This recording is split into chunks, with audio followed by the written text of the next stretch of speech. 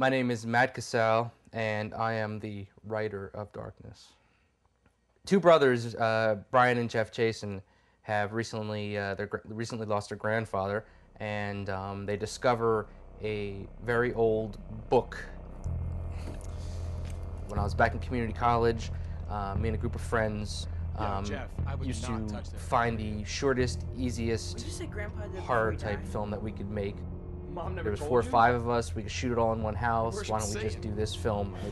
I don't even know if it had a name back then. Serious. But that was it. Community college. It was a scrap of an idea back then. I mean, it made leaps and bounds to where it is now. Because the original idea was just a bunch of kids hanging out, and then ooh, evil comes in the house. So I had to basically come up with deep, real characters really quickly that had a history, and I had a history with these characters. The first initial of every character relates to someone I know, and their names are very similar to the characters because I wanted all those personalities to come through in the story. The whole taunting of little Charlie, that's the birth of the story. That's the birth of all the characters. They're real. What, did you see something? I don't know. I thought I saw something outside. This really happened. It feels like human skin. Besides all the death and carnage and the evil and the book.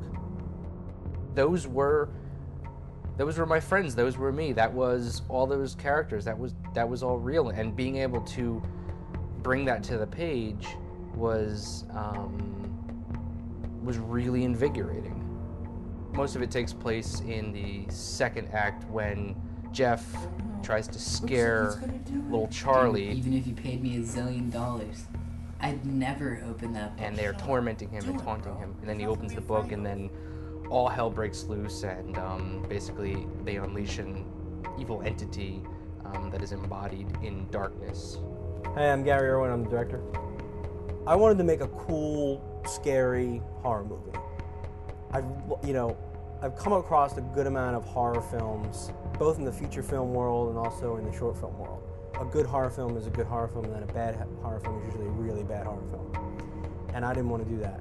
And nobody that I know wanted to do that. So that was a big challenge, was to how do we do that? How do we pull off, taking this story idea and actually making it, sharp and intriguing, but also have some jarring moments in it and actually get to the audience a little bit. So that was one big, huge goal. Was, I don't want it to be fake. I don't want the kids acting to not be that good. I don't want the effects to be fake and so all those things together, I think, were all of a sudden it becomes kind of overwhelming when you start thinking about all these things you kind of have to do in order to just make it kind of successful. The collaborative development of this story as it moved through all its stages was the greatest part, was really a great experience because, myself, Gary, Paul, sitting down in a room and saying what works, what doesn't work.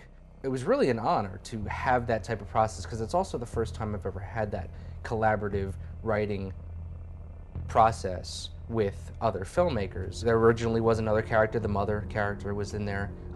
We realized the dialogue or the part that she had to the story wasn't as important as the rest of what we could explore with it, so we cut out the mother. The original draft, it was in the grandfather's house. And we said, hey, look, why don't we just, instead of them loading out the trunk in the grandfather's house, why don't we just have them loading in the trunk to the Chasen basement? God, it's heavier than Grandpa's coffin. And saved us a whole location for looking for the grandfather's house. So chopping away at all that stuff brought it to a lean product. You putz! I think that's where I came back and kind of made the decision that we had a lot of options for how we were going to do this kind of darkness effect. I mean, at one point the darkness was kind of like the fog, but it was like black fog basically, and we were thinking about we could do black smoke, and then I started doing research, and I was like, I don't even think you can get black smoke because it's toxic, and it's just it goes down that road, and you're just like, what are we doing?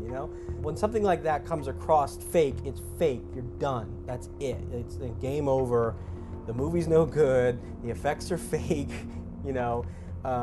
So that was something I just did not want to have happen. I wanted the audience to not question what they were seeing, just to be like kind of pulled into something and not taken out of something because they're like, oh, you know, stupid. I can see the smoke effect. So that was a huge challenge, but it was also something that would really kind of hook me in. Like, okay, we don't want to do post effects. What is this thing? How can we create it? How can we make it interesting? How can we make it scary? And that's when I started to really to get intrigued and interested in doing the film. Paul Irwin, producer of the movie Of Darkness. I think the biggest challenge in bringing this whole film to life was just trying to have it make sense in the short film format. We had really argued early on, and Matt's sort of one thing that he was sort of, you know, adamant about was the book and enabling the book to really truly stand on its own in terms of, you know, a vital aspect of this film. And in order to do that in the short film format, I think we really had to only put this puzzle together one way. And I mean, this is definitely a credit to Gary. He had pretty much sold everyone on the fact that he wanted to materialize as much as possible in front of the lens. I think our original script concepts and early drafts of the script definitely would have had us relying more on CGI and post effects, and that was something that we never wanted to have to do, and that was something that Gary was conscious of, you know, attaching himself to a DP that would share his sensibilities in that regard. It would be hard for me to ever say that Matt Cassell wasn't the writer of this movie. I mean, he definitely was the one who took the time, sat down, and pumped out drafts of this script.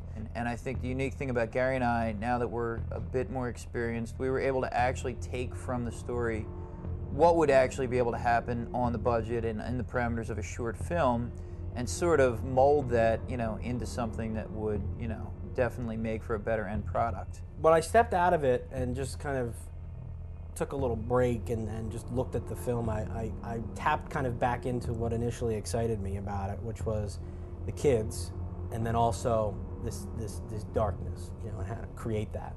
Because there was this weird kind of abstract period where I was like, yeah, you know, we'll get up to the point where they open up the book, and then, you know, crazy stuff is gonna happen, and we got it figured out, you know. And I was always kind of making excuses about like what exactly was going to happen. I remember having conversations with a couple different cinematographers and having a conversation with the executive producer Don about like, well, you know, what can we do? Kind of just like fishing for ideas, because I was kind of like, I don't know what we should do, you know.